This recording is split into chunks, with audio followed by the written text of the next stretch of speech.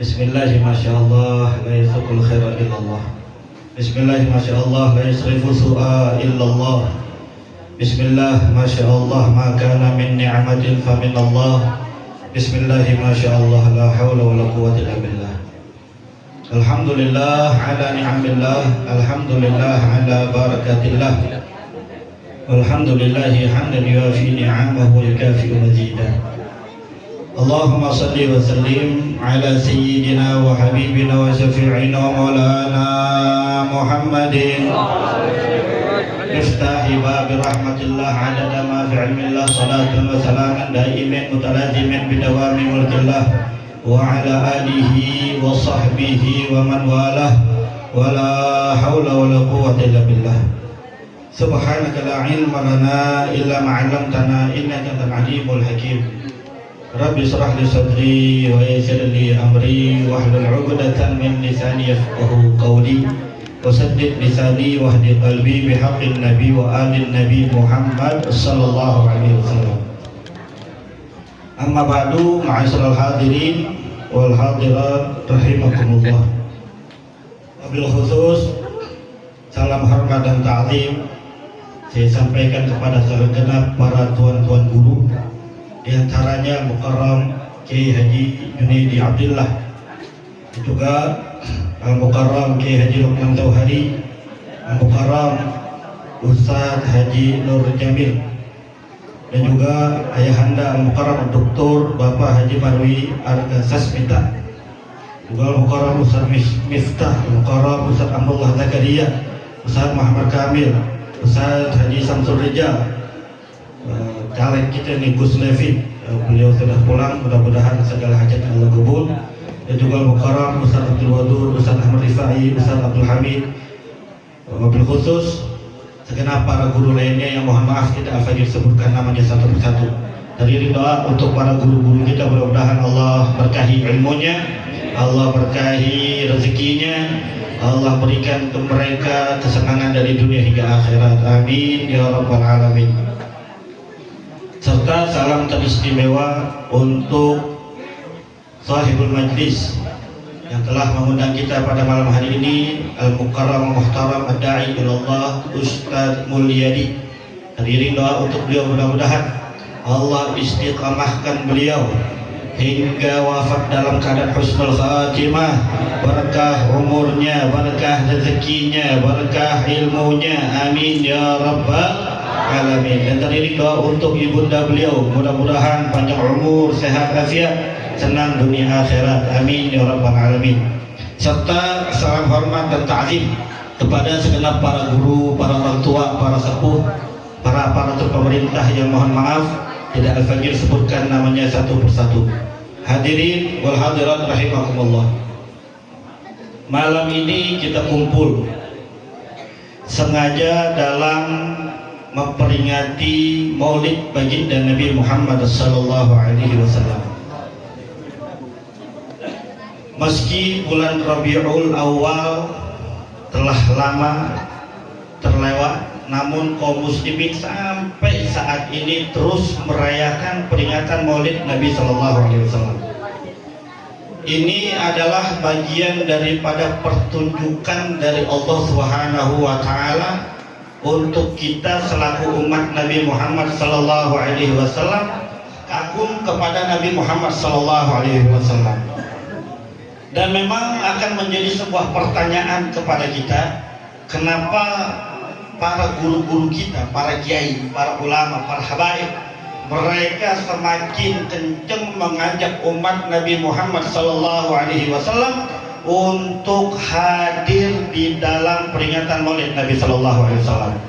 Didengarkan kepadanya kisah kelahiran baginda Nabi Muhammad sallallahu alaihi wasallam.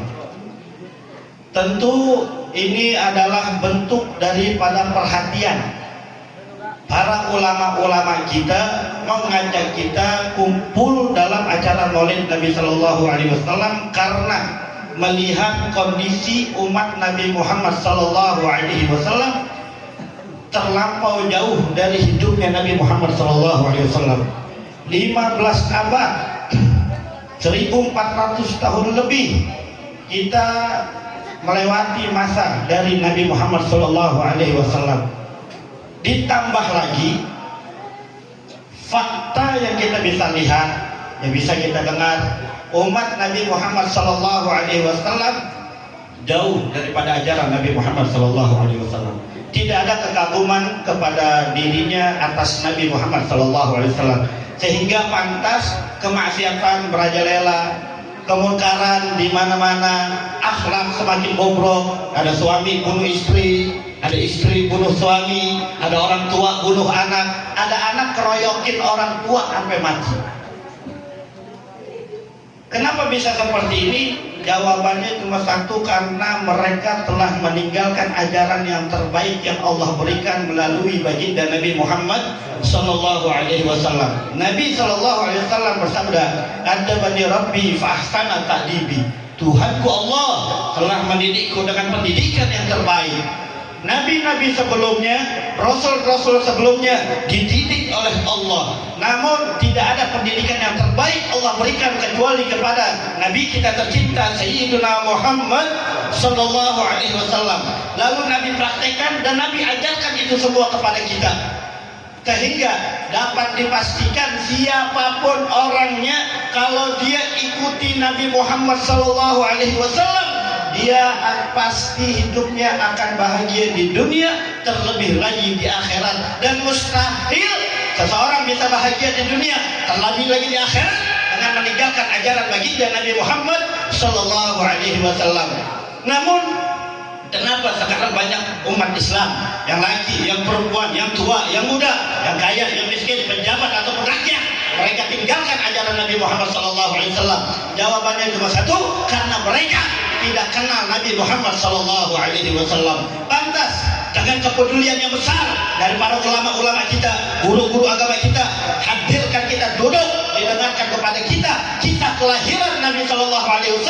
Tidak lainnya tidak bukan agar menimbulkan rasa kagum di dalam setiap hati umat Nabi Muhammad SAW terhadap baginda Nabi Muhammad SAW.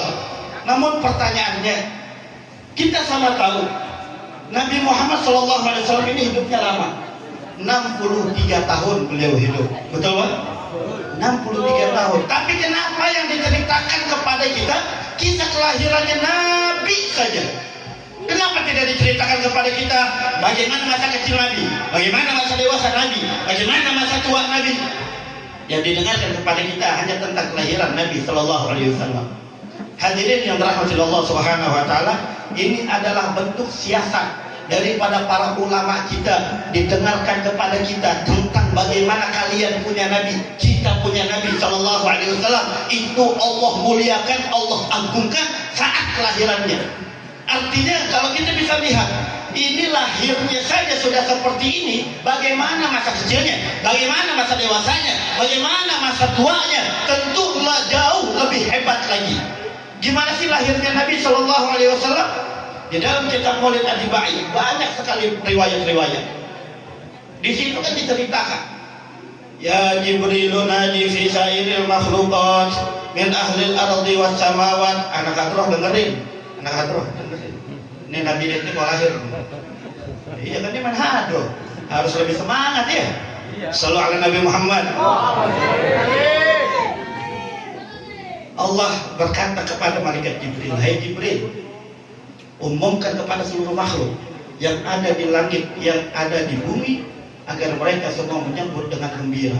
Siapa yang disambut? Fa inna nural masun wa sirral maknun alladhi awjadtuhu qabla wujudil asya wa ibda'il ardi was sama anquluhu fi hadhihi al-lailah ila batni ummihi masrura wa amla'u bihi al-kauna nura. Wahai Jibril, kasih tahu kepada seluruh makhluk untuk mereka menyambut dengan gembira, karena sesungguhnya cahaya yang tersimpan, rahasia yang terjaga selama ini, wahai Jibril, yang telah aku ciptakan sebelum adanya sesuatu, sebelum adanya langit dan bumi. Wahai Jibril, pada malam hari ini cahaya ini akan aku pindahkan ke perut ibunya dalam keadaan bahagia. Dan gak sampai di situ, Allah katakan wa amla'u bihil kauna nura. Wahai Jibril, dengan sebab ini cahaya, aku akan terangi seluruh alam semesta ini. Bapak-bapak, ibu-ibu sekalian, Apakah ini hanya omongan belaka, dongeng saja? Enggak. Diriwayatkan Ummu Syafa, ibunya Sayyidina Abdurrahman bin Auf. Beliau adalah salah satu wanita yang mendampingi saat proses kelahiran Nabi Muhammad SAW. Beliau melihat betapa Allah berikan keagungan-keagungan saat kelahiran Nabi Muhammad SAW.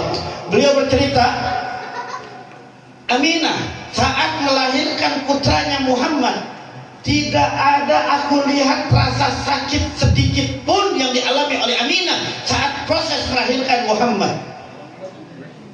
Padahal kita sama tahu, tidak ada satupun wanita melahirkan kecuali dia akan mengalami rasa sakit.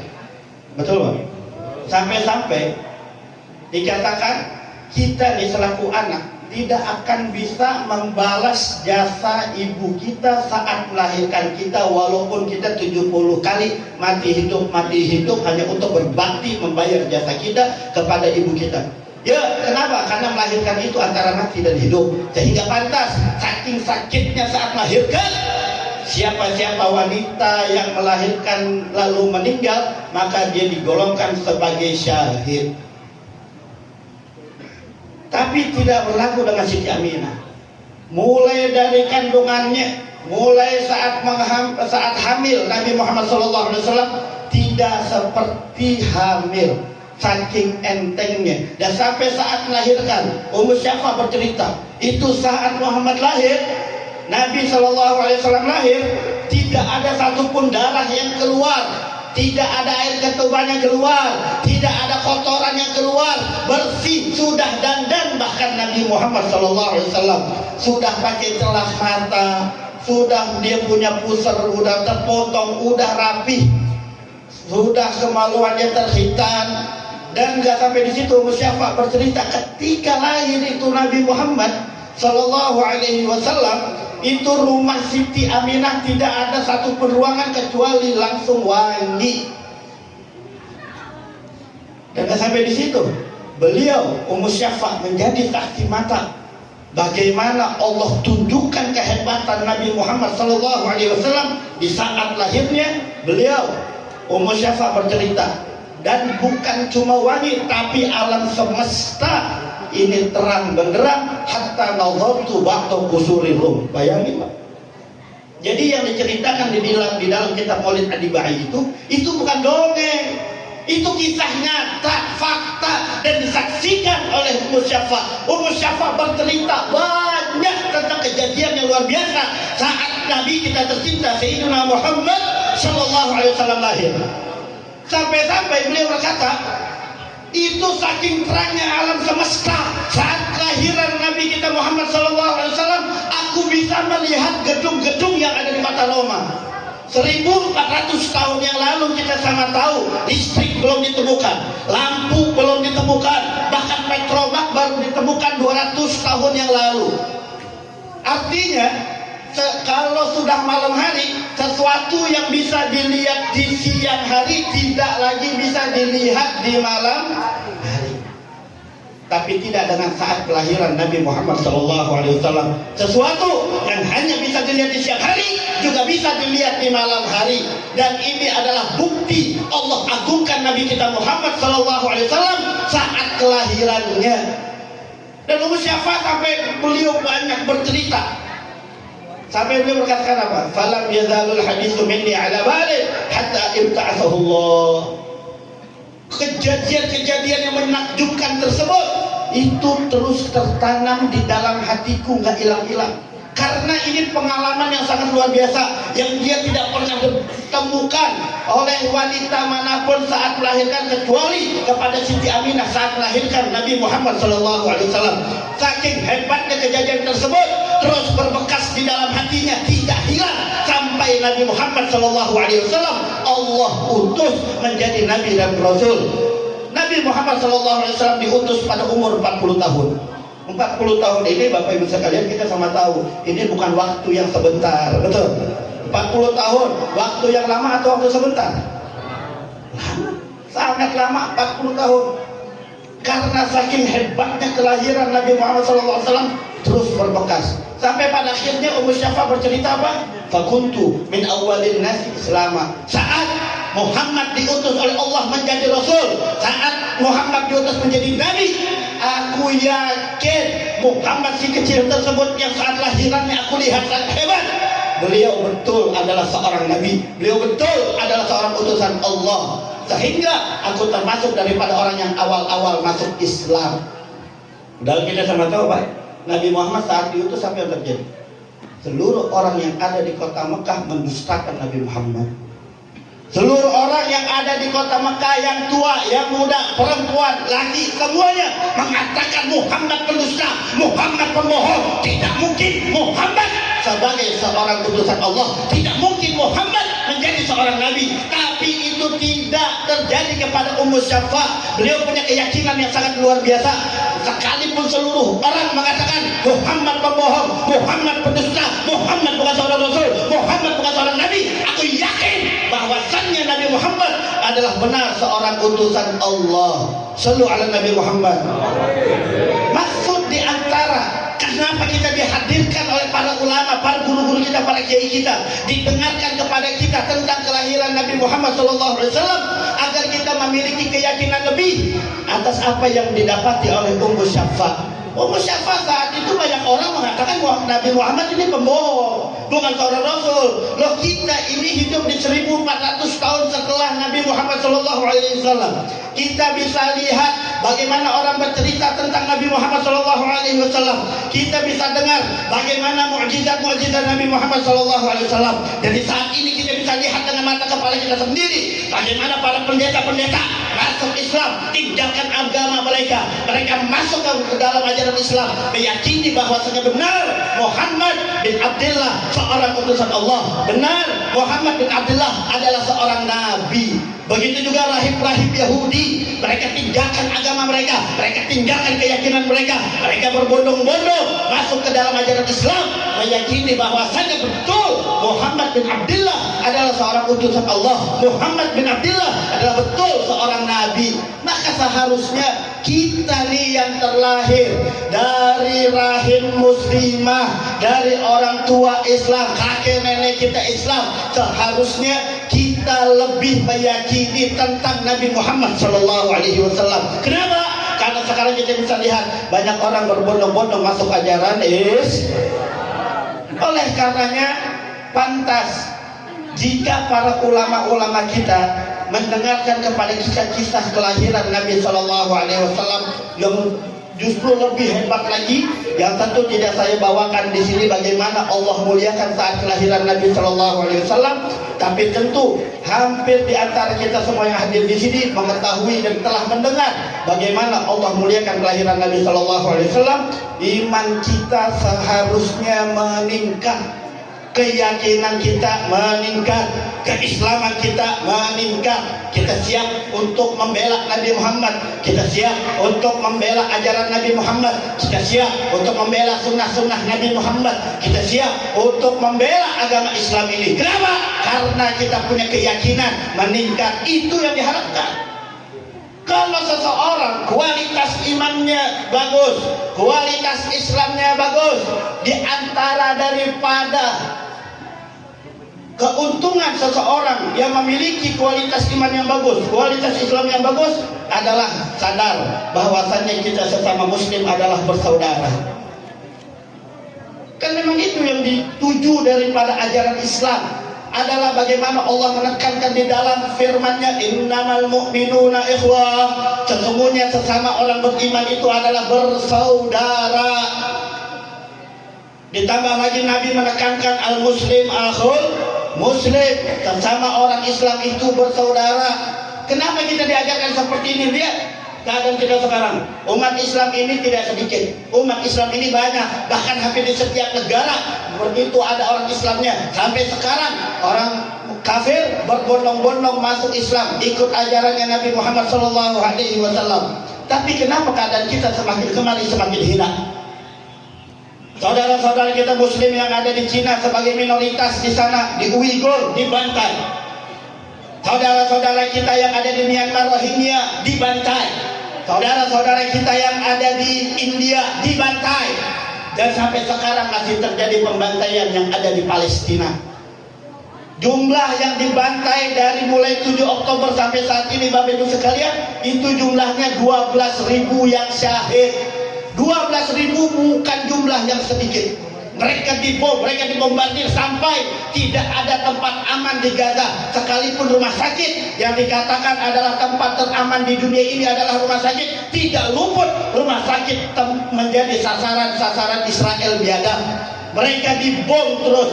Rumah-rumah ibadah dibom, tidak ada satupun tempat yang aman. Sampai jumlah yang mati adalah 12.000, yang luka 30.000.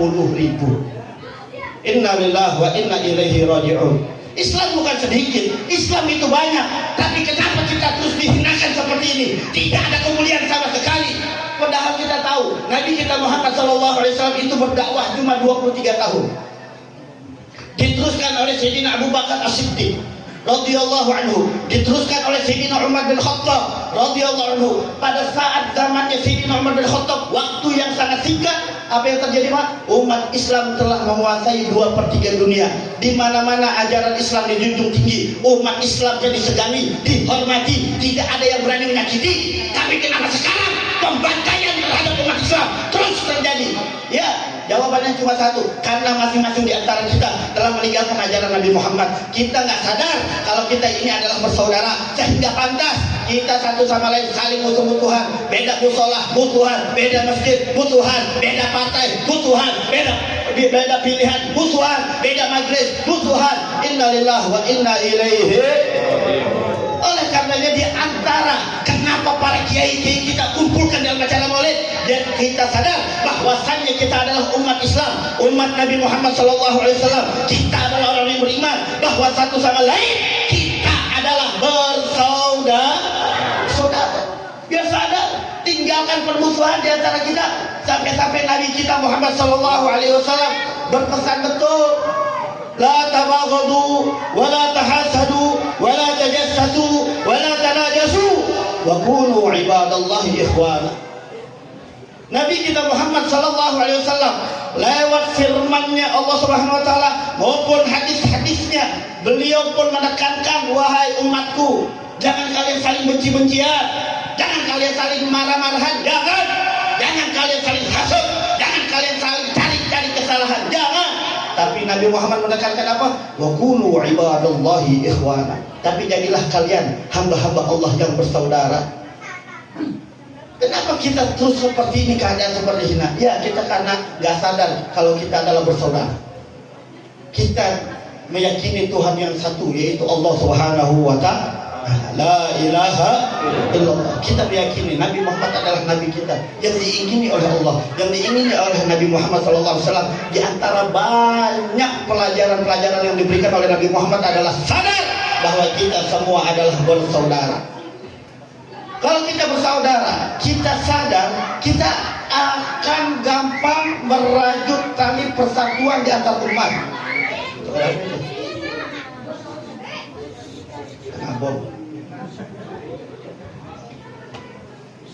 Sallallahu ala Nabi Muhammad. Kalau kita bersaudara, kenapa Allah bilang kita bersaudara? Nabi Muhammad kita bersaudara, sampai Nabi Muhammad tekankan, jadilah kalian hamba Allah yang bersaudara, agar kita mudah merajut tali persatuan dan kesatuan di antar umat Islam. Kalau sudah bersatu, Rasulullah SAW kabarkan, inna yadallahi ma'al jamaah. Ketahuilah, sesungguhnya kekuatan Allah, kekuasaan Allah, pertolongan Allah bersama mereka yang mau bersatu. Oleh karena itu, dalam kesempatan yang mulia ini, saya mau tanya semua, kita bersaudara atau musuh? Kita bersaudara atau musuh? Umat Islam yang ada di Jakarta dengan umat Islam yang ada di Sumatera, saudara atau musuh? Saudara atau musuh? Umat Islam yang ada di Indonesia dengan umat Islam yang ada di Cina, saudara atau musuh? Saudara atau musuh? Umat Islam yang ada di Indonesia dengan umat Islam yang ada di Palestina, saudara atau musuh? Saudara atau musuh? Kalau kita mengakui, sadar bahwasannya kita sesama umat Islam bersaudara, bangkit, Pak. Ayo, tolong Nabi Muhammad SAW. Jangan kecewakan Nabi Muhammad dengan kita membiarkan umatnya terzalimi, dengan membiarkan umatnya terbantai. Inti daripada kisah maulid perkumpulan semacam ini biar kita kenal Nabi Muhammad Sallallahu Alaihi Wasallam. Gimana Nabi Muhammad punya sifat kepada umatnya. Makanya dibaca di awal-awal maulid firman Allah Subhanahu wa taala, laqad ja'akum rasulun min anfusikum azizun 'alaihi ma 'anittum harisun 'alaikum bil mu'minina. Apa di situ? Di sini nih Allah pengen kasih tahu kepada kita. Makanya jangan heran Pak kalau kita dengar sahabat-sahabat Nabi itu sangat sedih ketika ditinggalkan oleh Nabi Muhammad Sallallahu Alaihi Wasallam. Sampai di antara mereka hilang setengah daripada nalarnya. Di antaranya Sayyidina Umar bin Khattab yang terkenal kecerdasannya saat dikabarkan bahwasannya Nabi Muhammad Sallallahu Alaihi Wasallam wafat. Beliau keluarkan pedangnya dan berkata, "Man qala anna Muhammadan mat, darabtu 'unuqahu bi sayfi hadha." Siapa di antara kalian yang mengatakan Muhammad mati, akan aku tebas leher kalian dengan pedangku ini. Dah kuat Pak, ditinggal dengan kekasihnya Nabi Muhammad SAW. Ada seorang anak mengadukan kepada ayahnya, melapor kepada ayahnya yang bernama Sayyidina Abdullah bin Zaid, seorang sahabat Nabi SAW. Dikatakan, wahai ayah, sesungguhnya Rasulullah wafat. Apa yang dilakukan oleh ayahnya Sayyidina Abdullah bin Zaid? Langsung angkat tangan, Allahumma adhib basari hatta la ara ahadan min ba'di habibi Muhammad. Ya Allah, butakanlah mataku, hilangkan penglihatanku ya Allah, sehingga aku tidak melihat seorang pun setelah ketiadaan kekasihku Muhammad. Buta langsung Pak. Kenapa bisa seperti ini dan banyak lagi kisah-kisah lainnya, sehingga dikatakan tangisan pertama yang terbesar dialami oleh umat Islam saat itu adalah ketika ketiadaan Nabi Muhammad SAW. Lalu pertanyaannya, kenapa mereka para sahabat-sahabat Nabi sampai seperti itu cintanya kepada Nabi Muhammad ya Sallallahu Alaihi Wasallam? Karena mereka telah melihat bagaimana cinta kasihnya Nabi Muhammad kepada mereka. Mereka telah melihat bagaimana Nabi Muhammad SAW berikan hartanya, nyawanya untuk perjuangan Islam, untuk menolong segenap umat manusia agar mereka terselamatkan di dunia maupun di akhirat. Para sahabat-sahabat Nabi melihat cinta Nabi Muhammad luar biasa kepadanya.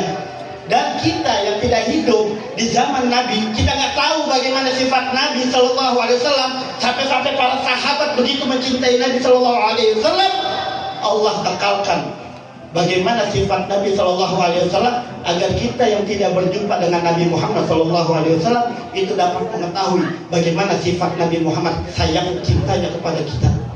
Laqad ja'akum rasulun min anfusikum. Allah ceritakan, sungguh-sungguh telah datang kepada kalian seorang rasul dari bangsa kalian, dari bangsa manusia. Rasulullah Sallallahu Alaihi Wasallam bukan dari bangsa jin. Rasulullah Sallallahu Alaihi Wasallam bukan dari bangsa malaikat. Beliau manusia sama seperti kita. Beliau bisa merasakan sakit, beliau punya emosional, beliau bisa sedih, beliau bisa merasakan derita, beliau bisa bahagia dan seterusnya seperti biasa umum umat manusia lainnya. Tapi bukan itu yang ingin disampaikan oleh Allah. Selain beliau manusia, beliau tentunya azizun 'alaihi ma 'anittum. Nih biar kita dengar semuanya, biar kita bisa baca bagaimana Allah beri informasi kepada kita. Ketahuilah oleh kalian, sesungguhnya Nabi kalian itu, Rasulullah Sallallahu Alaihi Wasallam itu sangat berat atas apa yang menimpa kalian. Umatnya sedih, Nabi Muhammad sedih. Umatnya derita, Nabi Muhammad derita. Sehingga pantas Al-Habib Umar bin Hafid beliau berkata, innahu arham bik min walidayk, innahu arham bik min auladik, innahu arham bik min azwajik, innahu arham bik min an-nasi ajma'in. Wahai umat Nabi Muhammad sallallahu alaihi wasallam, ketahuilah sesungguhnya Nabi kalian Muhammad sallallahu alaihi wasallam itu sangat mencintai kalian melebihi daripada kedua orang tua kalian. Nabi kalian Muhammad Sallallahu Alaihi Wasallam sangat mencintai kalian melebihi daripada pasangan-pasangan kalian. Nabi Muhammad Sallallahu Alaihi Wasallam sangat mencintai kalian melebihi daripada anak keturunan kalian. Bahkan rasa cinta sayangnya Nabi Muhammad terhadap kita selaku umatnya tidak ada yang menandingi siapapun dan apapun. Sallu ala Nabi Muhammad. Dan kita sama tahu sekarang umat Nabi Muhammad sedang dibantai, dibombardir. Nggak boleh kita diam. Kita harus bangkit, tolong mereka, bela mereka. Kalau nggak nanti kita akan dipertanyakan di akhirat di sisi Nabi Muhammad SAW. Kenapa kalian diam? Ada umatku dibantai, kalian diam? Jumlahnya sekarang sudah 12.000, 70-80% anak-anak dan wanita. Innalillahi wa inna ilaihi raji'un. Bahkan Nabi pantas mengatakan, man lam yahtam bi umuril muslimin falaysa minhum. Ketahuilah, siapa orang yang gak peduli dengan urusan-urusan orang Islam, maka dia tidak termasuk daripada orang Islam. Boleh jadi kamu sholat, boleh jadi kamu puasa, boleh jadi kamu duduk tahlilan, maulidan, boleh jadi. Tapi kalau kalian tidak ada kepedulian dengan umat Nabi Muhammad SAW, umat yang sangat dicintai oleh Nabi Muhammad SAW, maka demi Allah bisa jadi kita tidak termasuk daripada umat Nabi Muhammad SAW.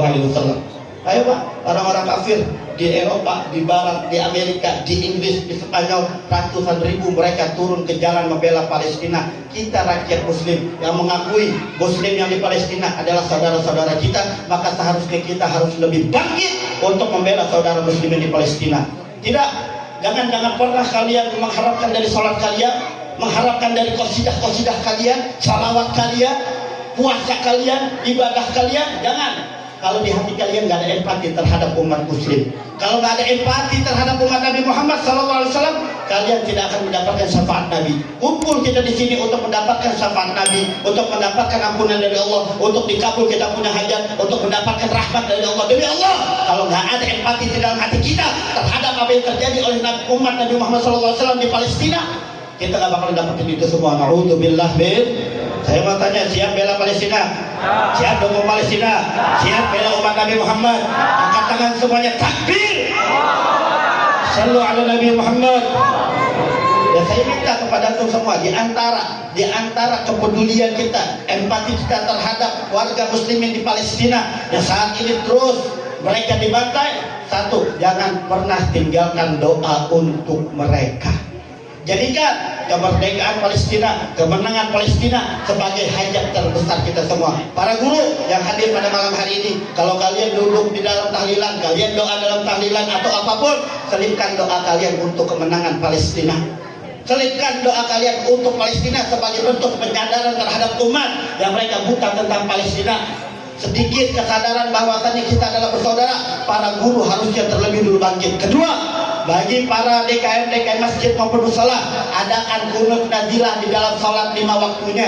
Ajarkan kepada umat biar peduli terhadap umat Nabi Muhammad SAW, terhadap urusan-urusannya, agar mereka kuat persatuannya, persaudaraannya, kepeduliannya, empatinya, agar menjadi diaku oleh Nabi Muhammad SAW kelak di hari kiamat.